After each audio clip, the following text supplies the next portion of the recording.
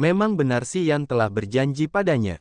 Dia telah setuju untuk melakukan satu hal untuk Cecilia bahkan sebelum dia memiliki sesuatu yang ambigu dengan Cecilia. Dia hampir melupakannya sampai Cecilia mengingatkannya. Dia mengira Cecilia datang ke benua kuno hanya untuk mengumpulkan harta karun kelas air. Di tengah gurun, Cecilia telah memanen banyak kristal hati air. Dia berasumsi bahwa kristal-kristal itulah alasan mengapa dia ada di sini. Hari ini, Xian akhirnya mengerti bahwa dia sepenuhnya salah setelah mendengarkannya. Kamu setuju denganku? Maukah kamu membantuku? Cecilia memohon padanya. Xian tersenyum dan mengangguk dengan wajar. Itu benar, aku setuju denganmu. Tentu saja, aku akan membantumu. Xian dan Cecilia berjalan di belakang kelompok itu. Ketika Cecilia berbicara kepadanya, dia memegang tangannya, jadi mereka harus berhenti berjalan sebentar, yang membuat mereka sedikit menjauh dari yang lain. Orang-orang yang berjalan di depan tidak dapat mendengar percakapan mereka. Mo Fou masih mengintai di depan. Danau aneh itu berdiri di depannya di mana gambar matahari dan bulan terpantul. Akan tetapi, tidak hanya ada satu matahari dan satu bulan. Mereka menghitung dan menemukan 9 matahari yang menyilaukan dan 9 bulan yang terang. Awan kelabu menempel di cakrawala. Tempat ini tidak memiliki satu bintang pun, yang membuat pantulan matahari dan bulan di danau itu tampak aneh. Hal itu membuat orang tidak berani bertindak gegabah. Mo Fou berhenti. Ia mengerahkan energinya dan mencoba merasakan sekelilingnya. Audrey mengerutkan kening dan berkata, kita harus berenang menyeberangi danau. Daerah di sekitar danau itu bahkan lebih berbahaya. Tidak seorang pun berani meragukan Audrey. Mereka mengubah raut wajah mereka dan mengamati danau itu. Hati mereka hancur dan merasa kacau balau. Audrey menatap Mo Fou dan berkata dengan acuh tak acuh, kau masih perlu 2 mil lagi. Kau duluan. Raut wajah Mo Fou berubah. Menurut kesepakatan mereka, mereka akan bergantian mengintai. Setelah ia menyelesaikan 10 milnya, saudara-saudara Wu akan mengambil giliran mereka. Ia telah menyelesaikan 8 mil. Jika danau sialan itu tidak ada di sana, ia dapat menyelesaikan gilirannya dengan lancar. Tetapi sekarang, Mo Fou memasang wajah muram. Ia menerima nasib malangnya, mendesah dan bersiap untuk melompat ke danau. Tunggu sebentar. Namun, pada saat ini, Xian memanggil dari belakang mereka dan berjalan santai ke depan mereka. Orang-orang tidak tahu apa yang sedang terjadi dan mereka hanya berbalik untuk melihatnya. Mo Fou tidak tahu apa-apa. Ia bertanya, apakah ada yang kau ingin aku lakukan untukmu? Ia terdengar ramah karena Xian telah membantunya berkali-kali selama perjalanan ini. Kau tetap di sini. Kita akan memasuki danau terlebih dahulu. Xian menoleh untuk melihat Cecilia. Mereka sekarang menyadari Cecilia mengikutinya dari dekat, wajahnya yang menawan tampak tegas. Kalian berdua, teriak Sang Ying Yue karena terkejut. Xian melambaikan tangannya sambil berkata, danau itu agak aneh. Ayo kita ke sana dulu. Kami akan memberi tahu kalian nanti. Mo Fou menunjukkan rasa terima kasih yang besar. Mereka semua bisa melihat bahwa danau itu memiliki sesuatu yang aneh. Mo Fou telah bersiap menghadapi bahaya. Pada titik kritis ini, Xian tiba-tiba mengambil tanggung jawab.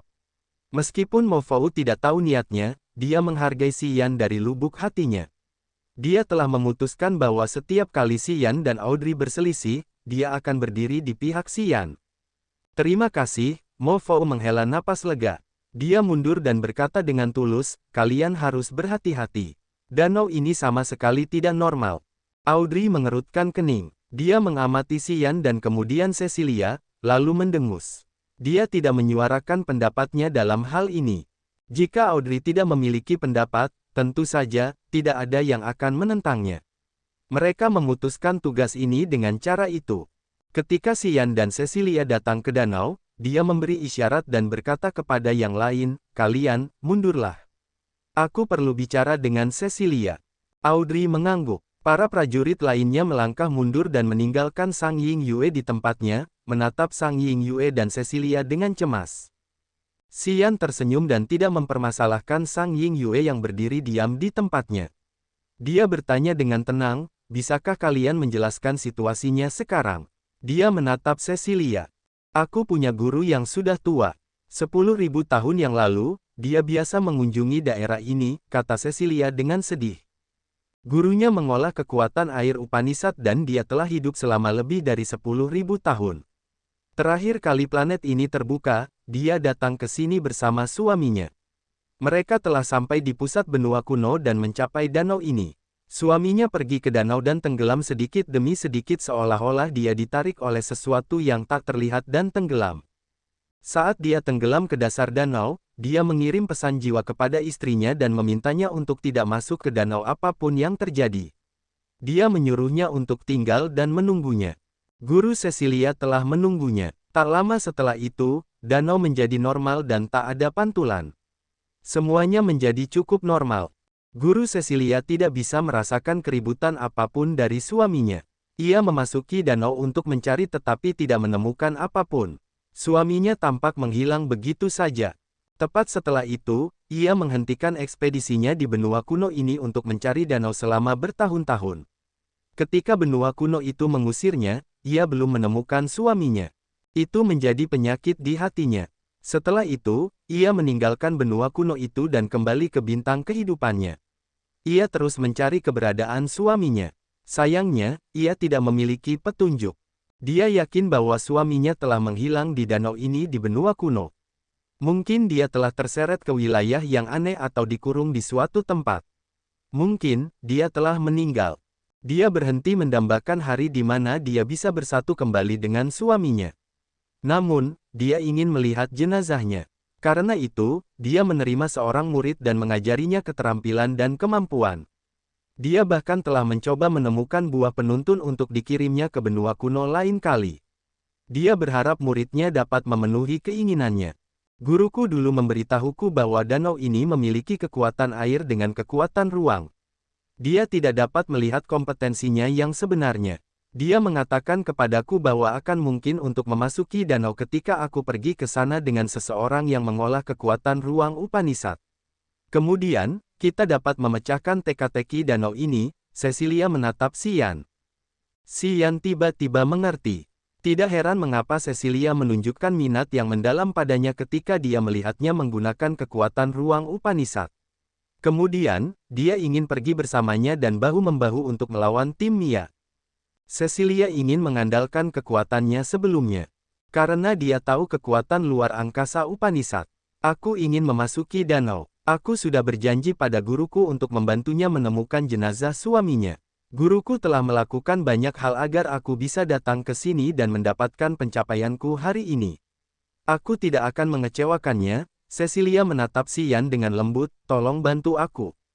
Baiklah, Xian tersenyum dan setuju dengannya. Dia menoleh ke Sang Ying Yue dan berkata padanya, kau mendengarnya, kan?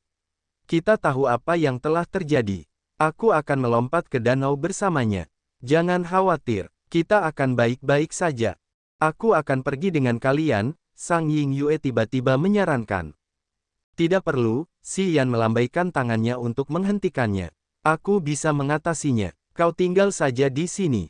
Serahkan padaku.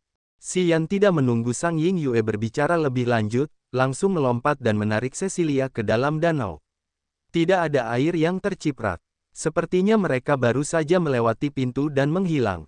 Sang Ying Yue ketakutan. Xian dan Cecilia telah melompat ke dalam danau. Dia melihatnya dengan mata kepalanya sendiri. Namun, dia tidak bisa melihat tanda-tanda keberadaan mereka di danau. Cecilia dan Xian tampak menghilang begitu saja saat itu juga. Danau itu masih jernih dan terang seperti cermin dengan pantulan matahari, bulan, dan awan kapas. Semuanya tampak normal. Sang Ying Yue merasakan bulu kuduknya berdiri. Kemana perginya Xian dan Cecilia? Audrey, Mo Fou, Shazao, dan yang lainnya juga melihat Xian dan Sang Ying Yue melompat ke danau. Mereka berlari ke depan dan berdiri di samping Sang Ying Yue untuk melihat danau itu dengan skeptis. Sang Ying Yue menarik napas dalam-dalam. Dia memberitahu Audrey apa yang telah ditemukannya, karena dia tahu Audrey memiliki kemampuan supernatural. Dia ingin menggunakannya untuk menemukan Xian dan Cecilia. Audrey mengubah raut wajahnya. Dia segera menutup matanya untuk mendesak altar jiwa. Dia ingin menggunakan teknik rahasia pencarian jiwa suku kegelapan kekaisaran. Dia mengarahkan kesadaran jiwanya ke danau. Setelah beberapa saat, Audrey menggelengkan kepalanya, wajahnya dingin. Dia menegaskan, danau ini tidak memiliki aura mereka. Mereka kemudian memasang wajah berat. Jangan terburu-buru. Xian tidak seperti yang lain. Kurasa dia bisa mengatasinya. Audrey merenung sejenak dan kemudian menghibur mereka, kita harus menunggu di sini dan melihat. Karena mereka tidak punya ide yang lebih baik, mereka harus setuju dengannya. Mereka berpencar di tepi danau dan fokus pada air, menunggu keributan Xian dalam diam. Di mana kita? Ini sama sekali bukan dasar danau. Cecilia menatap langit dan berteriak kaget. Xian juga memasang wajah aneh. Mengangkat kepalanya untuk melihat langit, dia bergumam, apakah ini dunia nyata? Langit merah gelap itu memiliki 9 matahari dan 9 bulan yang tersusun dalam formasi tertentu. 18 matahari dan bulan itu memancarkan sinar matahari yang panas dan sinar bulan yang dingin, yang tampak seperti kolom cahaya yang menembus langit dan bumi untuk menerangi area ini. Tanah di bawah kaki mereka seperti kristal besar dengan pita-pita cahaya yang menyilaukan bergerak di dalamnya. Di atas kepala mereka ada matahari dan bulan dan di bawah kaki mereka ada galaksi bintang. Dunia aneh ini tidak dapat ditangkap bahkan dalam mimpi fantasi mereka. Itu tampak sangat aneh, sungguh. Xian tidak begitu yakin apakah semua hal itu nyata. Dia mendesak altar jiwanya dan berfokus pada luasnya yang halus dan kekuatan bintang Upanishad. Swiss, Swiss, Swiss. Sinar matahari, sinar bulan di langit, dan pita-pita cahaya bintang di bawah tanah tiba-tiba melonjak deras seolah-olah mereka dihidupkan kembali. Bersama-sama, mereka membanjiri tubuhnya. Kolom sinar matahari dan sinar bulan di atas kepala mereka bergerak, semuanya menyinari tubuh Xian. Ya ampun, mereka nyata. Xian tidak bisa menahan diri untuk tidak merengek, wajahnya tidak percaya. Itu bukan dunia fantasi. Matahari, bulan, dan bintang di dunia imajiner tidak dapat memberinya energi apapun. Kekuatan bintang Upanishad miliknya tidak dapat bekerja di dunia fantasi. Namun, itu nyata di sini. Apakah tempat ini masih benua kuno? Cecilia menutup mulutnya, melihat hujan sinar matahari, bulan, dan cahaya bintang yang menyerbu Xian. Tiba-tiba, dia melihat luasan ethereal muncul di atas kepala Xian. Dia bahkan dapat melihat matahari di luasan ethereal itu. Secara ajaib, itu tampak sangat mirip dengan dunia tempat mereka berada. Audrey, Sang Yingyue, Mo Fou, dan yang lainnya berdiri di tepi danau yang jernih dan memandangi matahari, bulan, dan bintang-bintang yang berkelap-kelip. Tiba-tiba, danau itu beriak. Tampaknya ada energi aneh dan jahat yang mencoba melakukan sesuatu pada danau itu untuk menyembunyikan keanehannya. Riak-riak di permukaan danau berhenti. Semua orang mengubah raut wajah mereka karena takut. Tidak ada matahari, bulan, atau bintang lagi. Danau itu sekarang memantulkan awan, yang merupakan objek yang sama persis yang mengambang di atas kepala mereka. Pantulan aneh di danau itu telah hilang. Sang Yingyue mengucat. Dia tidak bisa menahan diri untuk tidak berteriak panik. Para prajurit lainnya menatapnya. Sang Yingyue segera memberitahu mereka apa yang dikatakan Cecilia kepadanya. Dia menjelaskan bagaimana suami guru Cecilia menghilang ke dalam danau itu. Danau itu menjadi normal, tetapi suaminya telah pergi selamanya. Tidak seorang pun tahu apakah dia masih hidup atau tidak. Dan sekarang, keadaan di danau itu telah berubah dengan cara yang sama seperti yang terjadi 10.000 tahun yang lalu. Itu terjadi persis seperti yang dikatakan Cecilia kepada mereka. Apakah kalian tahu apa yang terjadi? Wu Feng menatap Audrey. Karena kamu dari klan kegelapan kekaisaran, jika kamu tidak mengetahuinya, kurasa tidak akan ada yang tahu. Semua orang menunggu Audrey berbicara. Audrey menggelengkan kepalanya, aku tidak tahu. Apa yang harus kita lakukan? Sang Yingyue begitu khawatir seolah-olah ada api yang membakarnya. Jika apa yang dikatakan Cecilia benar, apakah mereka sudah hilang di danau ini dan kita tidak akan dapat menemukan mereka bahkan 10.000 tahun kemudian? Jiao San, Sa Zhao, dan Mo Fou memasang wajah serius. Mereka benar-benar khawatir tentang Xian. Mereka mengerutkan kening dan berpikir tentang apa yang harus dilakukan. Tidak, aku harus pergi ke sana untuk melihatnya. Sang Yingyue menggertakkan giginya dan kemudian melompat ke dalam danau. Dia bergerak di dasar danau untuk sementara waktu. Audrey, Sa Zhao, dan yang lainnya bingung melihat Sang Ying Yue bergerak ke dalam danau. Namun, dia tidak menghilang. Mereka masih bisa melihatnya berenang dan mengais-ngais dasar danau. Mereka tahu bahwa danau telah kembali ke keadaan normalnya. Sa Zhao, Jiao Hai, Jiao San, Mo Fou, dan Wu Feng melompat ke danau, mencoba mencari tahu apakah mereka bisa menemukan rahasia danau itu untuk menyelamatkan Xian dan Cecilia. Setelah sekian lama, mereka keluar dari danau itu termasuk Sang Ying Yue. Danau ini tidak terlalu besar. Setelah 2 jam, mereka telah memeriksa seluruh danau itu beberapa kali dengan saksama. Audrey bahkan telah menggunakan kesadaran jiwanya untuk memeriksa. Tidak ada yang mendapatkan apapun. Xian dan Cecilia telah menghilang begitu saja. Bisa kukatakan bahwa ketika kita melihat danau itu memiliki matahari dan bulan, itu akan menjadi pintu masuk ruang angkasa yang ajaib pada saat itu, Audrey merenung dan kemudian berbicara. Orang-orang mengangguk setuju. Maksudku, Xian dan Cecilia tidak ada di danau. Mereka telah dipindahkan ke tempat lain atau dikurung di suatu tempat. Atau mereka tidak ingin kembali. Dan jika mereka ingin kembali, tidak pasti apakah mereka akan muncul kembali di sini. Benua kuno itu memiliki begitu banyak rahasia menakjubkan yang tidak dapat kulihat. Berhenti sejenak, Audrey duduk bersila dan berkata dengan acuh tak acuh, kita akan menunggu mereka selama setengah hari. Jika mereka tidak keluar, saat waktu kita habis, kita harus pergi tanpa mereka. Jiao San dan yang lainnya memasang wajah muram. Mereka tahu keputusan Audrey benar sehingga mereka hanya bisa mengangguk dengan enggan. Aku akan tinggal dan menunggu mereka, kata Sang Ying Yue dingin. Matahari dan bulan berada di langit sementara bintang-bintang berada di bawah kaki mereka. Rasanya seperti mereka berjalan di kehampaan. Xian berdiri di sana dan mengangkat kepalanya untuk melihat langit dan pilar-pilar sinar matahari dan bulan turun dari langit seperti sungai.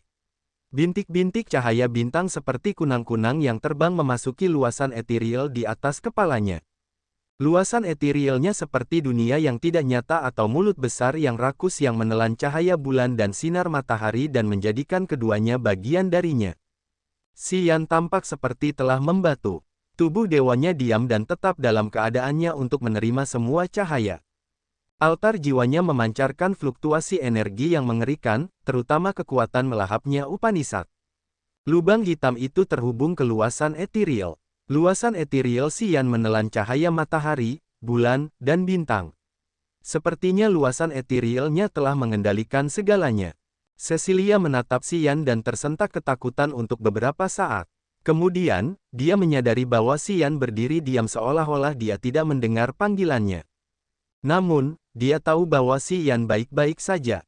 Dia dapat melihat bahwa dia menikmati manfaat luar biasa dari area ini. Kecuali kenyataan bahwa dia tidak tahu di mana mereka berada. Melihat Xian berdiri diam untuk waktu yang lama, dia tidak berani mengganggunya. Cecilia ragu-ragu sejenak dan kemudian bergerak di sekitar tempat aneh ini untuk menjelajah. Karena dia selalu mengingat kata-kata gurunya, dia ingin menemukan sisa-sisa orang yang dicintai gurunya, yang mungkin telah berada di sini selama 10.000 tahun. Dia mulai berjalan-jalan. Dia terus berjalan. Tempat ini sepertinya tidak memiliki ujung atau batas. Setelah lama bergerak, dia menyadari bahwa dia cukup jauh dari tempat Xian berdiri. Sayangnya, dia belum menemukan apapun. Tidak ada sungai, gunung, laut, batu, atau bahkan sehelai rumput pun. Tidak ada yang dia tahu ditemukan di sini. Tidak ada satu pun tulang. Akhirnya, dia merasa putus asa, jadi dia berbalik dan berjalan kembali ke Xian. Tiba-tiba, dia melihat sebuah gunung yang sangat besar seperti pilar yang menopang seluruh langit dan berdiri megah. Dia berdiri diam dan memperhatikan gunung besar itu. Setelah beberapa saat, dia terkejut karena tiba-tiba menyadari bahwa itu adalah pusat kesunyian. Dia terbangun tiba-tiba. Dia mendapati dirinya berdiri di hutan yang luas di kaki gunung suci. Dia hanya selangkah lagi dari gunung itu. Galaksi di bawah kakinya dan keajaiban 18 matahari dan bulan di atas kepalanya telah menghilang. Semuanya tampak seperti mimpi, mimpi fantasi. Rasanya seperti dia telah memasuki danau dan sampai di tempat ini saat dia keluar. Cecilia berdiri dalam keadaan linglung dan mengernyitkan alisnya untuk berpikir. Dia ingin tahu kebenarannya. Dia ingin memastikan bahwa dia tidak hanya bermimpi. Bingung, dia pikir dia hanya berhalusinasi. Namun, dia pikir itu lebih seperti halusinasi sekarang daripada sebelumnya. Dia berdiri dengan wajah lesu dan bingung. "Oh, kamu datang ke sini selangkah lebih maju." Sebuah suara terkejut terdengar. Tubuh Chang Yun yang ramping muncul. Ia segera memulihkan aura pembunuhnya dan menunjukkan senyum polosnya. Cecilia menenangkan diri dari pikirannya, wajahnya yang menawan tampak bingung. "Aku tidak tahu bagaimana aku bisa sampai di sini. Beberapa saat yang lalu, aku berada di tempat aneh yang memiliki 9 matahari dan 9 bulan. Aku bisa melihat galaksi di bawah kakiku. Mengapa aku tiba-tiba ada di sini?" Ia mengerutkan alisnya dan berkata dengan tidak yakin. Tiba-tiba, ia berteriak, "Xian! Di mana Xian? Ini bukan alam mimpi. Ini bukan mimpi." Ia tidak menyadari bahwa Chang Yun memiliki wajah panik ketika ia menggambarkan daerah itu kepadanya. Chang Yun menatapnya tetapi matanya tidak fokus karena ia menggumamkan sesuatu. Chang Yun pasti tahu sesuatu. Xian berdiri diam di dunia yang aneh itu. Cahaya dari 9 matahari dan 9 bulan bersinar di atas kepalanya sementara bintik-bintik cahaya bintang melonjak di bawah kakinya. Semua berkumpul menjadi luas etherealnya. Luas ethereal Xian berubah perlahan. Luas ethereal itu tampaknya mencerminkan area ini. Perlahan-lahan, ada 9 matahari, 9 bulan, dan bintik-bintik bintang yang tampak menakjubkan namun aneh. Xian tenggelam dalam transformasi bintang dan ruang. Dia bisa menyentuh riak-riak kekuatan kematian dan kehidupan Upanishad di altar jiwanya sementara kekuatan Upanishadnya di altar jiwa berubah dengan kecepatan yang tidak pernah bisa dibayangkannya. Secara bertahap, dunianya meredup ketika cahaya matahari dan bulan di atas kepalanya sebagian menghilang. Mereka memudar seperti bayangan. Tiba-tiba, bintang-bintang yang tak terhitung jumlahnya di bawah kakinya semuanya hilang. Dunia ini tampaknya diserap oleh luas etherealnya dan tercetak dalam luas etherealnya. Xian mendapati dirinya berdiri di tempat kabut putih. Dia tidak bisa melihat atau merasakan apapun. Sepertinya dia kesepian di bumi dan surga yang aneh ini. Setelah waktu yang tidak diketahui, Xian terbangun. Dia memiliki perasaan yang luar biasa seolah-olah dia telah menaklukkan dan menanamkan seluruh dunia di otaknya. Begitu dia menerima pikiran ini, dia terguncang keras. Kekuatan Dewa Pohon kuno di tubuhnya telah berlipat ganda. Tulang dan pembuluh darahnya dipadamkan oleh sinar matahari, sinar bulan, dan cahaya bintang. Domain niat ruang, bintang, kematian, dan kehidupannya telah ditingkatkan. Dia telah mencapai langit ketiga alam dewa ethereal. Jiwanya disublimasikan secara misterius. Menggunakan kesadaran jiwanya untuk memeriksa tubuhnya, dia menemukan bahwa tingkat etherealnya sekarang seperti dunia nyata dengan matahari, bulan, dan bintang. Dia dapat memahami semua misteri mereka. Namun, kekuatan nyata matahari, bulan, dan bintang dalam tingkat etherealnya jauh lebih lemah dari yang dia bayangkan. Juga, itu tidak sekuat dunia aneh yang biasa dia kunjungi. Xian mengerutkan kening dan merasa bingung seolah-olah dia telah jatuh ke dalam kabut tebal. Tidak mudah bagimu untuk menggabungkan kebenaran kekuatan bintang dan angkasa milik pria itu ke dalam luas ethereal milikmu. Alammu terlalu rendah. Tentu saja, kau tidak dapat mengambil semua akar dunia yang telah diciptakan manusia berdasarkan Desolate tahun itu. Desolate tidak akan mengizinkanmu melakukan itu. Tiba-tiba, Xian mendengar suara roh cincin di dalam jiwanya. Xian terkejut. Dia bertanya, "Aku tidak begitu mengerti."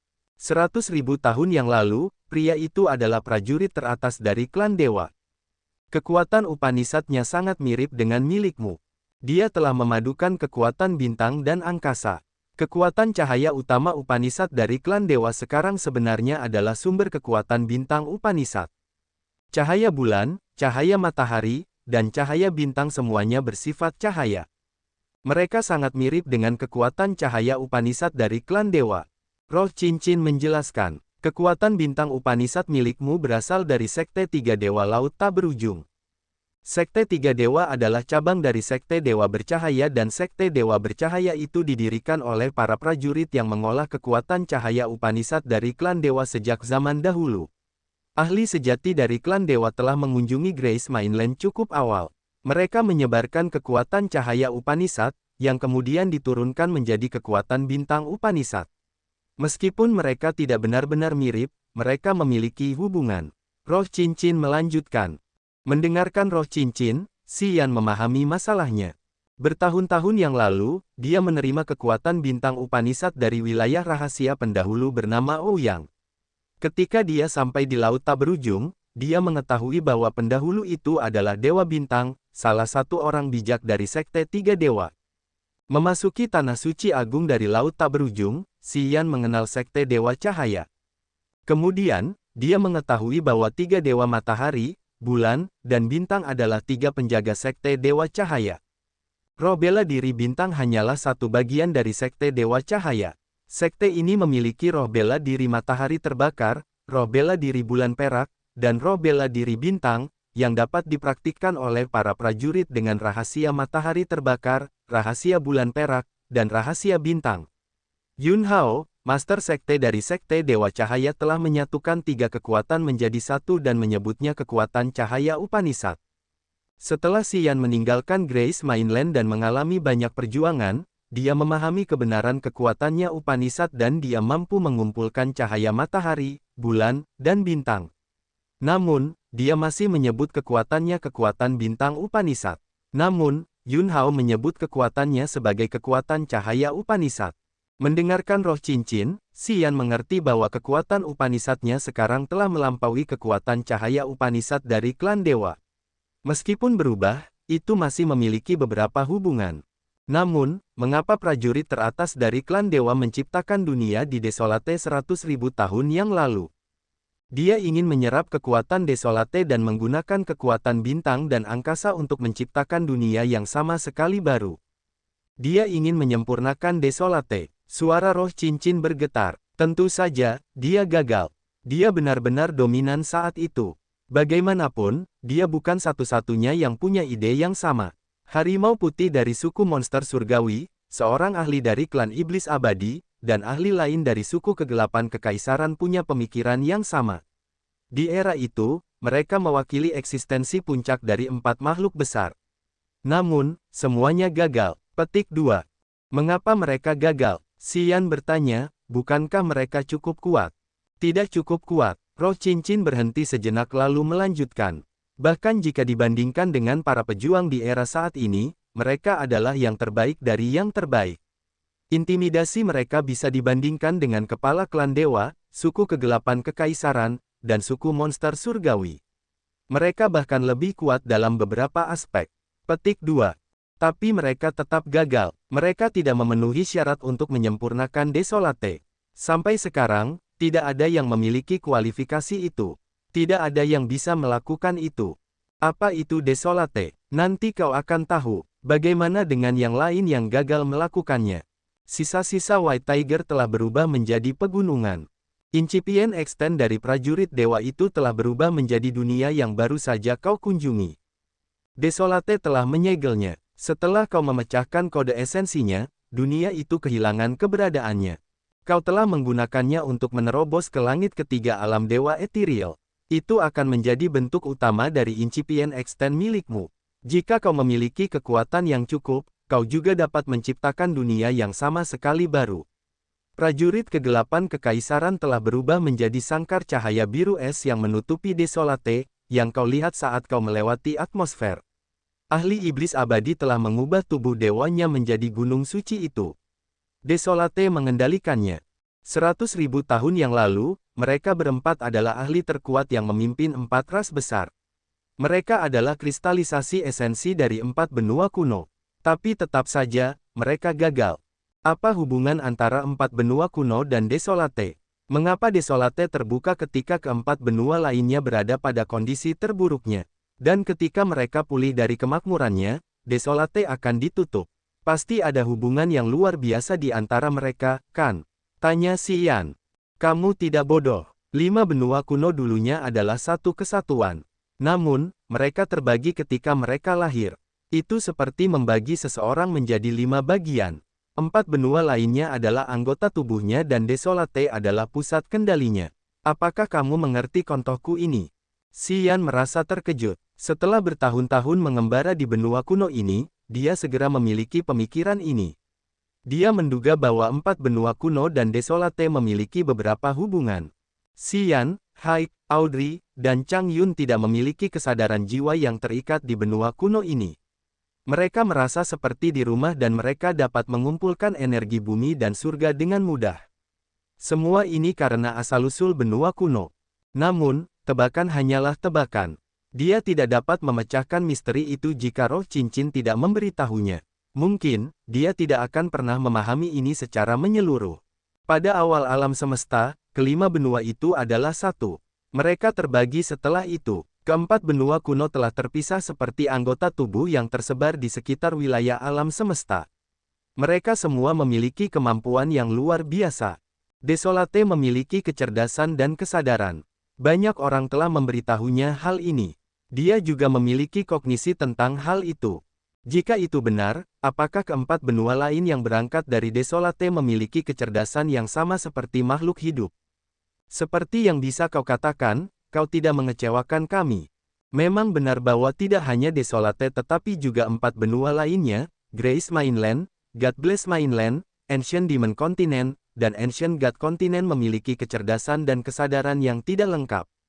Jika tidak akan ada Immortal Demon Clan, God Clan, Heavenly Monster Tribe, dan Imperial Dark Tribe. Keempat ras besar itu masing-masing lahir di empat benua kuno. Mereka semua ingin membuktikan bahwa makhluk yang mereka lahirkan adalah yang paling sempurna. Dan mereka berharap makhluk yang mereka ciptakan dapat menanggung ingatan jiwa mereka. Sayangnya, mereka tidak dapat melakukannya. Meskipun Great Four Creatures yang mereka lahirkan benar-benar kuat, mereka tidak dapat menanggung ingatan benua yang tangguh. Jadi, mereka tidak punya pilihan selain mencoba menggunakan alternatif lain, kata Ring Spirit. Membuat kita menyatu dengan origin mereka untuk menciptakan Kosol dan tinggal di alta jiwa kita. Sebuah koeksistensi. Kosol adalah semacam mediator benua. Xian berteriak ketakutan. Benar-benar pintar, kata roh cincin. Xian tiba-tiba merasakan bulu kuduknya berdiri.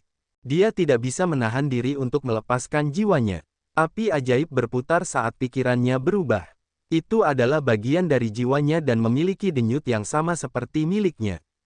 Itu, menyimpan keinginan dan ingatan dari benua kuno. Kamu tidak perlu tegang, itu belum bisa memengaruhimu. Ketika benua kuno paling lemah, mereka dapat mengeluarkan sebagian asalnya untuk menyatu dengan jiwamu dan menjadi jiwamu. Saat ini, Grace Mainland, God Bless Mainland, Ancient God Continent, dan Ancient Demon Continent seperti lampu yang kehabisan minyak. Kekuatan dan kecerdasan mereka berada dalam kondisi terlemahnya. Bagaimana mereka bisa mengancam kalian? Tidak perlu khawatir, hibur roh cincin. Baru-baru ini, benua-benua kuno mulai bangkit kembali dan mengumpulkan energi dari luar angkasa. Ketika mereka menjadi kuat lagi, bisakah kita masih bisa mengendalikan diri? Tanya Xian serius. Selama kamu lebih kuat darinya, kamu bisa mengendalikannya. Kalau tidak, roh cincin tidak menyelesaikan kalimatnya. Xian meringis. Jadi, bukan kebetulan ketika sekelompok orang sepertiku, yang telah menyatu dengan origin muncul di sini, kan? Apa yang mereka cari? Apa yang mereka inginkan dari Desolate? Xian menunjukkan pertanyaan kritis itu. Kamu akan segera mengetahuinya, jawab roh cincin dan kemudian terdiam. Setelah itu, Xian mendapati dirinya di danau basah kuyup. Tim Audrey telah meninggalkan danau itu sejak lama. Hanya Sang Ying Yue yang menunggunya di tepi danau. Melihatnya, matanya berbinar. Dia mengerutkan kening dan mendesis, "Di mana Cecilia? Apakah kamu melihatnya? Bukankah dia menemanimu?" Sang Ying Yue bingung. Dia belum keluar dari danau. Xian sedikit mengubah raut wajahnya. Sang Ying Yue menggelengkan kepalanya. "Aku selalu menunggu di sini. Aku tidak melihatnya. Kupikir dia pergi bersamamu sepanjang waktu." Sialan, Xian mengumpat dalam hati. Dia ingin memasuki dunia yang indah itu sekali lagi. Namun, dia tidak dapat menemukan pintu masuknya. Dia mengerti bahwa dunia sihir yang dihasilkan oleh incipient extent dari pendahulu klan dewa telah menghilang setelah esensinya diukir ke dalam ethereal extent miliknya untuk meningkatkannya ke langit ketiga alam dewa ethereal. Danau itu masih jernih tanpa sehelai daun ganggang atau ikan pun. Satu-satunya hal yang berbeda dari saat dia melompat ke danau adalah Xian tidak melihat bulan atau matahari. Sang Ying Yue mengenakan gaun putih, wajahnya anggun dan tenang. Namun, ada secercah kesedihan di wajahnya. Baik Sang Ying Yue maupun Xian khawatir Cecilia akan sering menghilang. Mereka tidak tahu kemana wanita itu pergi. Karena terlalu khawatir, dia bahkan tidak menyadari bahwa Xian telah mencapai alam baru. Sekarang, dia berada di langit ketiga alam Dewa Ethereal. Sudah berapa lama kamu di sini? Tanya Xian dengan suara rendah. Aku tidak menghitung waktu. Setelah tim Audrey pergi, aku duduk untuk berkultivasi. Aku tidak memperhatikan waktu, kata Sang Ying Yue dengan putus asa. Xian melepaskan aliran kesadaran jiwa dan bergerak di sekitar Sang Ying Yue. Kemudian, dia berkata, meskipun alammu tidak maju, kekuatan dewa milikmu lebih memadai dan lebih murni. Waktu yang telah kau habiskan untuk berkultivasi di sini tidaklah singkat, kurasa. Bisa jadi, Sang Ying Yue tidak begitu yakin. Melihat gunung suci yang jauh dari mereka, Xian mengerutkan kening dan menenangkan diri, ayo pergi. Mungkin kita akan menemuinya di gunung suci. Domain rahasia yang aneh yang dihasilkan oleh Incipient Extend milik ahli dewa telah tercetak di Ethereal Extend miliknya. Karena dia tidak melihat Cecilia di sana, itu berarti Cecilia tidak berada di dunia aneh itu bersamanya. Dia telah keluar lebih awal. Ketika dia keluar dari tempat itu, jika dia tidak dapat menemukan Cecilia dan Xian, dia pasti akan menuju ke tujuan mereka, Gunung Suci. Sang Ying Yue masih dingin dan tidak banyak bicara. Dia jarang menyuarakan pendapatnya, jadi ketika Xian mengambil keputusan, dia hanya mengikutinya dengan tenang. Mereka berenang menyeberangi danau dan berlari menuju Gunung Suci. Jalan mereka anehnya mulus. Penghalang dan jebakan maut yang berbahaya di pusat benua kuno melemah tanpa disadari. Mereka tidak terlalu mengganggu Xian dan Sang Ying Yue. Sang Ying Yue dan Xian tidak mengerti mengapa Desolate tiba-tiba menjadi begitu baik dan menunjukkan banyak belas kasihan. Gunung suci yang megah berdiri kokoh di dunia ini tidak jauh dari mereka lagi. Mereka bisa mencapainya segera. Xian dan Sang Ying Yue seperti dua roh yang telah meninggal yang sedang menyeberangi rawa tempat gas beracun 5 warna melayang di atas kepala mereka. Kaki mereka tidak menyentuh rawa. Tiba-tiba, Xian berhenti di tengah rawa. Dia melihat ke suatu arah, tangan kirinya meraih sesuatu di udara. Swiss. Aliran cahaya bintang keluar dari ujung jarinya seperti arus air, yang memiliki kekuatan untuk menahan dunia. Aliran cahaya bintang itu memanjang seperti ular yang berenang menembus gas hijau beracun di rawa. Mendesis, mendesis, mendesis. Asap beracun itu disambar dan disebarkan oleh cahaya bintangnya, menampakkan dua anggota klan dewa. Mereka adalah pasukan Peps. Satu berada di langit kedua alam dewa Ethereal dan yang lainnya berada di langit ketiga alam dewa Ethereal. Kulit dan mata mereka sekarang bersinar hijau. Rupanya, mereka diracuni oleh racun. Energi jiwa mereka berfluktuasi aneh dan tidak stabil. Aura dingin dan jahat terpancar dari tubuh mereka. Sepertinya asap beracun telah memasuki jiwa mereka dan mengubah altar jiwa mereka. Kekuatan dewa mereka tidak berkurang tetapi entah bagaimana meningkat. Ketika mereka melihat Sang Ying Yue dan Xian dengan mata hijau mereka yang mengerikan, Sang Ying Yue merasakan hawa dingin di hatinya seolah-olah ada monster yang sedang mengamatinya. Itu semacam mutan. Tubuh mereka terkikis oleh racun, yang telah mendorong mereka ke dalam kekacauan. Mereka tidak memiliki emosi manusia lagi, gumam Sang Ying Yue. Xian tidak mengubah wajahnya. Altar jiwanya berputar cepat dan mengubah kekuatannya Upanishad. Luas ethereal muncul seperti galaksi luas di atas kepalanya dengan matahari yang bersinar, bulan yang dingin, dan bintang-bintang yang berkelap-kelip. Energinya tampak abadi dan tampaknya dapat memengaruhi dunia nyata di luar sana. Dalam luas ethereal Xian, matahari berputar dan berubah menjadi bola api yang membakar sebesar gunung. Mereka menutupi dua anggota klan dewa dengan gelombang panas yang luar biasa. Di bawah kekuatan matahari yang membakar, yang tampak begitu nyata, seluruh rawa menguap dalam waktu singkat. Bahkan rumput dan batu pun terbakar dan meleleh. Matahari dapat menghancurkan dunia nyata. Dua anggota klan dewa diracuni. Di bawah terik matahari, air di tubuh mereka menguap. Tubuh mereka kemudian mengering seperti ikan yang dijemur di bawah sinar matahari selama bertahun-tahun. Sinar matahari yang panas dapat membakar makhluk apapun di dunia. Itu mengeringkan tubuh mereka dan meledakkan tulang-tulang mereka. Potongan-potongan daging mereka terbakar dan menjadi abu. Meskipun mereka adalah ahli di langit kedua dan ketiga alam dewa ethereal, tingkat ethereal Xian dapat membakar mereka dengan mudah. Mereka bahkan tidak bisa menggeliat. Itu seperti ketika ahli alam dewa incipient melakukan pembantaian yang menekan mereka. Itu adalah celah besar antara alam yang tidak akan pernah bisa mereka buat. Matahari yang menyilaukan di atas kepala mereka melepaskan gelombang panas yang mengerikan yang meluas dengan deras. Meskipun gas beracun telah dipulihkan, semua pohon dan batu di sekitar area tersebut terbakar dan meledak. Tanah tidak memiliki setetes air pun. Pemandangan ini tampak seperti kiamat. Sang Ying Yue tidak bisa menahan diri untuk tidak mengeluarkan kristal dingin jiwa es dan memeluknya. Energi dingin dari kristal dingin jiwa es telah membuatnya aman dari panas, dia sekarang menatap Xian dengan takut. Bagaimana kau tiba-tiba menjadi begitu kuat? Sang Ying Yue kebingungan sejenak. Ia tak dapat menahan diri untuk berteriak. Energi dan intimidasi yang ditunjukkan Xian jauh lebih mengerikan daripada saat ia bertarung dengan Harson. Ia belum berubah menjadi tubuh abadi, tetapi ia dapat membunuh dua prajurit klan dewa begitu saja. Pertimbangan semacam ini telah mengejutkan Sang Ying Yue. Aku telah mencapai langit ketiga alam dewa ethereal. Xian menyipitkan mata, titik-titik akupuntur di seluruh tubuhnya bekerja. Sinar ki esensi dari orang mati membanjiri titik-titik akupunturnya. Itu adalah proses yang tidak dapat diamati oleh mata telanjang. Pusaran air di sana menyaring dan memurnikannya dengan kecepatan yang luar biasa. Xian terkekeh. Saat ia telah mencapai langit ketiga alam dewa ethereal, kekuatan ruang, bintang, kematian, dan kehidupan Upanishad miliknya telah berkembang. Dunia aneh yang dihasilkan oleh incipient extend milik pendahulu klan dewa telah diukir di ethereal extend miliknya, menjadi pantulan di sana dan membawa ethereal extend miliknya transformasi yang luar biasa. Dia merasa seperti dia mampu memegang seluruh dunia di tangannya. Dia yakin bahwa jika dia melawan Harson sekarang, dia tidak perlu membayar harga yang mahal untuk membunuhnya.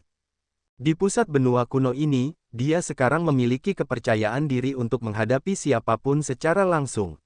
Dia bahkan percaya bahwa dia bisa menang pada akhirnya. Itu adalah transformasi baru dari jiwa dan roh yang disebabkan oleh peningkatan kekuatan yang luar biasa. Fluktuasi energi dari tubuhmu benar-benar menakutkan. Kamu dapat membandingkannya dengan para prajurit di langit kedua alam dewa incipient. Sepertinya kamu adalah saingan sejati Hai. Sang Ying Yue menilai dia dengan sepenuh hati. Tanah kering dan retak serta matahari dengan kekuatan tirani yang dapat membakar segalanya ada di sekitar Xian. Mendengarkan penilaian Sang Ying Yue, dia mengambil extend ethereal ke altar jiwanya dan berkata, kita harus bergerak. Jalan mereka menjadi lebih mulus. Mereka mencapai kaki gunung suci. Xian melirik mayat-mayat itu, yang merupakan milik klan dewa dan ras lainnya. Mereka mungkin adalah prajurit dari area bintang lain yang dipimpin oleh Audrey. Mayat-mayat itu tidak utuh. Wajah mereka hampir tidak bisa dikenali. Xian dan Sang Ying Yue tidak bisa mengatakan identitas mereka. Tidak ada yang tertinggal di sini. Rupanya, mereka sudah lama mati. Xian dan Sang Ying Yue mampir dan mencari di sekitar kaki gunung suci. Xian berbicara kepadanya, sepertinya kita adalah orang terakhir yang tiba di sini. Kau dan aku terlambat. Sang Ying Yue mengangguk. Sangat sulit untuk menentukan waktu yang tepat di tempat ini. Xian tidak menyadari waktu ketika dia berkultivasi di tanah asing dan ketika Sang Ying Yue menggunakan kristal dingin jiwa es untuk meningkatkan kekuatan dewanya, dia tidak melacak waktu. Jadi, mereka tidak tahu berapa lama mereka tertinggal di belakang yang lain. Namun, mereka melihat sisa-sisa yang lain di kaki gunung suci yang mungkin tinggal di sana untuk waktu yang lama dan milik kelompok yang mereka kenal. Mereka tahu bahwa mereka telah menyia-nyiakan banyak dari mereka untuk kultivasi mereka. Xian mengangkat kepalanya dan menatap gunung suci. Gunung suci itu seperti pedang paling tajam yang menusuk ke langit yang tinggi. Mereka tidak bisa melihat puncaknya. Gunung suci itu tampak seperti ditutupi dengan darah segar karena memiliki rona merah tua. Sekilas, itu membuat orang-orang terkekang pikiran. Gunung itu memiliki banyak gua yang membentang ke puncaknya. Itu tampak seperti anak tangga menuju gunung suci. Di kejauhan, setiap gua tampak seperti mata yang aneh. Melihat gunung merah tua dengan gua-gua yang seperti mata yang tersebar di sana-sini, Xian tiba-tiba memiliki perasaan yang familiar. Sepertinya dia pernah melihat gambar ini di suatu tempat. Dia sangat terkejut. Tak lama kemudian, matanya menjadi aneh. Dia tidak bisa menahan diri untuk tidak mengeluarkan pedang darah dan mempelajarinya dengan saksama untuk pertama kalinya dengan sikap sungguh-sungguh yang pernah dimilikinya. Pedang lebar itu lurus dan berwarna merah darah. Mata yang tertutup memenuhi tubuh pedang lebar ini dan membuat kulit kepala orang mati rasa. Gunung suci merah tua yang berdiri megah dengan begitu banyak gua tampak sangat mirip dengan pedang lebar ini. Benar sekali, itu bukan kebetulan. Sambil menarik napas dalam-dalam, Xian mengangkat pedang merah tua itu dan mencoba menghubungi roh cincin. Jelaskan padaku, apa yang terjadi? Roh cincin itu tidak menjawabnya. Sepertinya dia sedang tidur atau dia hanya tidak ingin berbicara dengannya. Sang Ying Yue meletakkan tangannya yang seperti batu giok di mulutnya, wajahnya tercengang. Dia melihat pedang darah dan kemudian gunung suci. Dia menggigil dan berkata kepada Xian, sangat mirip. Kurasa begitu. Xian memutar pergelangan tangannya. Api menari-nari di sepanjang tubuh pedang berdarah di tangannya. Mata tertutup pada pedang itu terbuka pelan. Gagang pedang yang dipegang Xian sekarang memiliki tanda gugusan awan darah yang memancarkan fluktuasi energi magis. Itu, mata cerah Sang Ying Yue menatap tanda awan darah itu. Dia tiba-tiba berteriak seolah-olah dia bertemu hantu. Benda yang kamu warisi, apakah itu warisan Tuan Haus Darah? Ya, wah. Hingga saat ini, Sang Ying Yue dan Cecilia berasumsi bahwa Xian telah mewarisi kekuatan kematian Upanishad. Mereka tidak pernah menyangka bahwa dia telah menerima kekuatan warisan Upanishad dari Master Bloodthirsty. Itu adalah dua konsep yang berbeda. Warisan kematian adalah salah satu dari 8 warisan besar. Xuan He adalah salah satu dari 8 kepala dari arak-arakan 8 Bloodthirsty. Dia tidak dapat mewakili seluruh pasukan. Namun, warisan dari Master Bloodthirsty Force bukanlah lelucon. Itu adalah puncak kekuatan Upanishad di dunia ini. Itu juga berarti bahwa Xian dapat menjadi pemimpin Bloodthirsty Force dan akan menguasai seluruh kosmos. Bagaimana kamu tahu bahwa aku telah mewarisi kekuatan Master Bloodthirsty Force? Xian mengangkat alisnya. Sang Ying Yue menatap pedang berdarah yang dipegangnya dan berkata pelan, aku mendengar beberapa rumor dari ayahku tentang pria itu. Dia memiliki pedang berdarah dan perisai berdarah. Semuanya memiliki tanda darah. Dia menunjuk tanda pada pedang lebar itu. Xian langsung memahaminya. Setelah merenung sejenak, dia bertanya, seberapa banyak yang kau ketahui tentang Master of the Bloodthirsty Force? Tidak banyak. Sang Ying Yue mempertimbangkan kata-katanya dan berkata dengan hati-hati, dia adalah pria paling misterius di alam semesta. Tidak seorang pun tahu dari mana asalnya atau ras apa dia. Aku mendengar ayahku mengatakan bahwa dia perkasa sejak dia memulai debutnya. Dia tahu banyak jenis kekuatan aneh Upanishad. Saat itu, para ahli dari 4 ras besar ingin membunuh mereka. Namun, banyak makhluk kuat dari 4 ras besar mulai mengikutinya setelah mereka mengejarnya beberapa saat. Mereka kemudian menjadi bawahan setianya. Xian ketakutan. Banyak prajurit dari 4 ras besar yang mengikutinya. Dia tidak tahu itu. Ya, Sang Ying Yue membenarkan, sejauh yang aku tahu, anggota kunci dari Bloodthirsty Force sebagian besar berasal dari 4 ras besar. Setelah orang-orang itu mengikuti guru Bloodthirsty, mereka memiliki kekuatan baru Upanishad. Alam dan kompetensi mereka meroket. Secara bertahap, Bloodthirsty Force tumbuh dengan cepat. Itu menjadi kekuatan brutal di alam semesta ini. Akhirnya, klan dewa telah bergandengan tangan dengan para ahli lain dari area bintang besar untuk melemahkan Bloodthirsty Force. Mereka telah menghabiskan waktu bertahun-tahun untuk menghancurkan kekuatan ini. Begitu guru Bloodthirsty muncul, dia sudah tangguh. Xian mengerutkan kening dan merasa bingung. Tidak ada yang bisa menjadi kuat tanpa mengalami kesulitan. Menurut Sang Ying Yue, guru Bloodthirsty sangat kuat saat dia datang ke alam semesta ini. Jadi, dia pasti telah mengalami sesuatu atau memiliki identitas lain. Bagaimanapun, tidak ada yang tahu ini. Semua kekuatan Upanishad dari kekuatan haus darah berasal dari sang guru. Sebelum dia muncul, kekuatan Upanishad itu belum pernah ditemukan di alam semesta ini. Ketika para ahli dari keempat ras memiliki salah satunya, mereka menjadi sangat tangguh. Kekuatan Upanishad itu telah membuat mereka menjadi makhluk yang menakutkan dan terkenal. Kekuatan ini benar-benar terdiri dari alien. Itu seperti awan gelap yang menyelimuti kosmos. Tidak seorang pun bisa berjuang keluar dari tangan mereka selama bertahun-tahun. Sang Ying Yue menjelaskan kepada Xian sementara pria itu mendengarkannya dengan tenang. Rupanya, apa yang diketahui Sang Ying Yue tentang kekuatan haus darah berasal dari ayahnya, Sang Chen. Meskipun Sang Chen adalah sang penjelajah takdir, dia tidak tahu profil guru haus darah. Jadi, itu akan menjadi rahasia besar. Roh cincin pasti tahu ini. Dia mencoba menghubungi roh cincin, tetapi masih diam. Xian tahu bahwa bukan karena roh cincin tidak ingin berbicara dengannya. Itu sedang dalam fase terakhir menggabungkan bagian-bagian ingatannya. Kenangan yang berasal dari tulang Xuanzan mengandung banyak informasi. Butuh waktu bagi roh cincin untuk menyerap semuanya. Xian memahaminya dengan baik.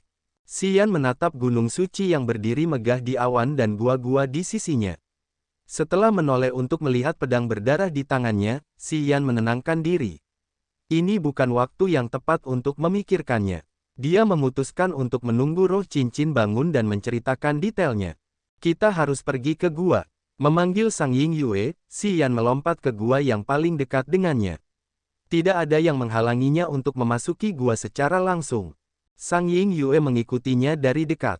Gua itu gelap dan dalam dengan banyak tikungan berbatu yang saling terhubung. Dunia di dalam gua itu dingin dan suram. Itu memberi orang tekanan pikiran yang aneh. Gua yang tak terhitung jumlahnya terhubung ke lorong yang tak terhitung jumlahnya dan mengarah ke area yang tidak diketahui. Xian dan Sang Ying Yue berjalan melalui lorong-lorong itu. Melihat lebih banyak belokan, mereka entah bagaimana merasa tersesat. Xian berhenti dan memejamkan mata untuk merasakan alih-alih bergerak tanpa tujuan. Pusat Gunung Suci mengirimkan energi kehidupan yang menggetarkan jiwanya. Itu seperti lautan kehidupan yang sangat besar dan tak terbayangkan. Itu bahkan lebih kuat daripada makhluk hidup tertua yang tak terlupakan. Itu seperti medan magnet kehidupan dari ratusan atau ribuan prajurit alam dewa yang baru mulai bergabung. Xian mengalami gegar otak. Dia sepertinya melihat cahaya ilahi yang tidak dikenal bersinar di laut kesadarannya. Ikuti aku. Matanya memancarkan cahaya ilahi yang cemerlang. Berpikir sejenak, dia meraih tangan kecil dan lembut Sang Ying Yue. Dia bisa merasakannya dengan jelas. Sang Ying Yue menggeliat karena malu. Akhirnya, dia tidak melawan lagi dan membiarkan Sang Ying Yue menggenggam tangannya dan mengikutinya. Di gua yang dalam dan gelap itu, begitu banyak lorong rumit yang saling terhubung dan mengarah ke berbagai area. Tekanan suram di tempat ini membuat orang tidak aman. Mereka merasa seperti sedang melangkah menuju kematian. Xian tidak bisa melihat bahwa Sang Ying Yue merasa tidak nyaman. Di gua yang remang-remang ini, dia juga tidak bisa melihat Sang Ying Yue tersipu. Namun, dia sedikit menggigil. Di tengah gunung suci terdapat pohon kuno raksasa yang berakar kuat memenuhi setiap sudut gunung yang megah ini. Pohon besar ini seperti lonceng roh yang menghubungkan dunia bawah dan lautan bintang. Cabang-cabangnya yang tebal menjorok ke lorong-lorong batu. Sepertinya gunung yang megah itu hanyalah penutup dari pohon kuno yang melindungi pohon itu. Itulah arti keberadaannya. Pohon kuno itu memiliki cabang-cabang yang transparan dan cemerlang seperti batu giok asli. Cahaya 5 warna seperti pelangi bergerak melalui cabang-cabangnya, memancar dengan sangat indah. Jika pohon kuno ini diubah ukurannya miliaran kali, akan terlihat seperti pohon kuno ki esensi di perut prajurit manapun.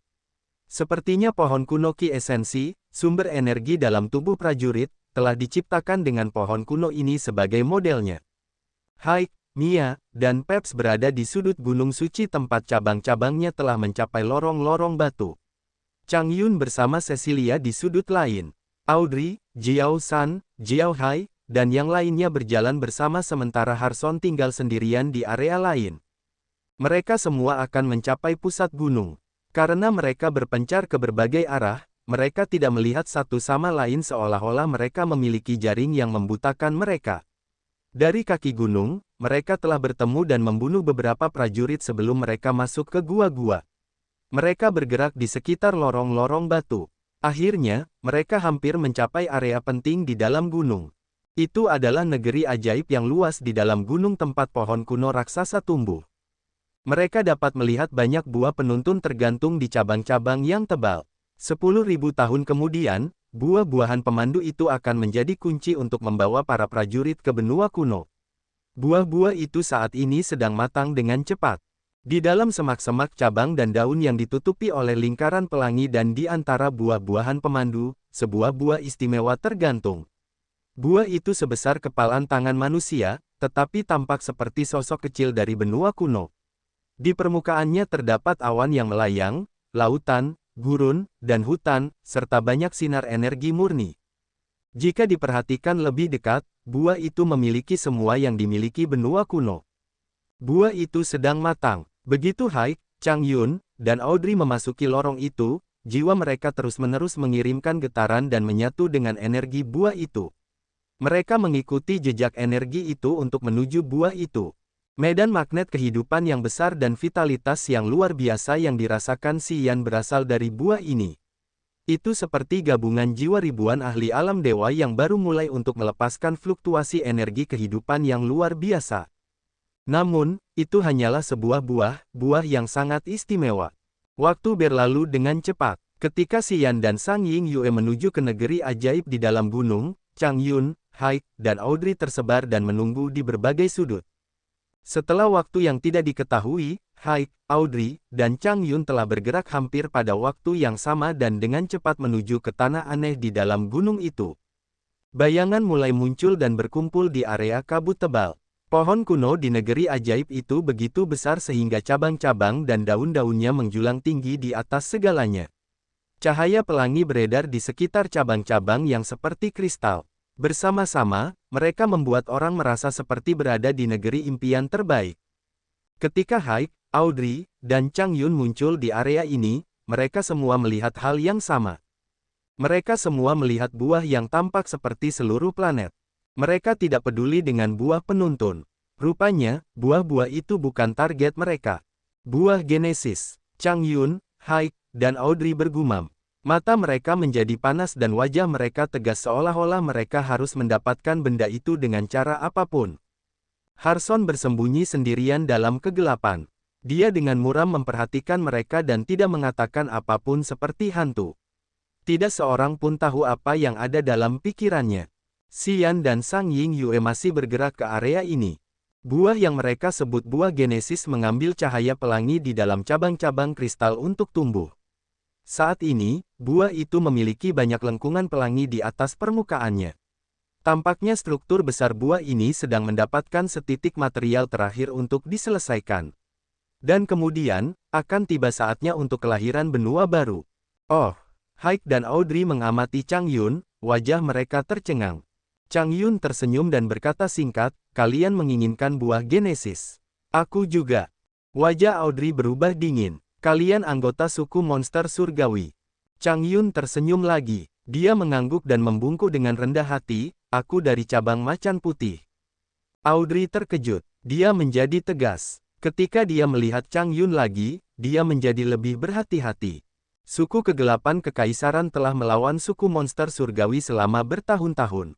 Audrey mengenal suku monster surgawi dengan baik. Cabang harimau putih adalah petarung terbaik dari suku monster surgawi. Mereka telah membuat suku kegelapan kekaisaran membayar harga yang sangat mahal tahun itu. Audrey tidak berani meremehkan kekuatan cabang ini. Tetap saja, seseorang belum datang. Haik tenang dan acuh tak acuh. Di mana orang dari klan iblis abadi? Audrey dan Chang Yun memasang wajah muram.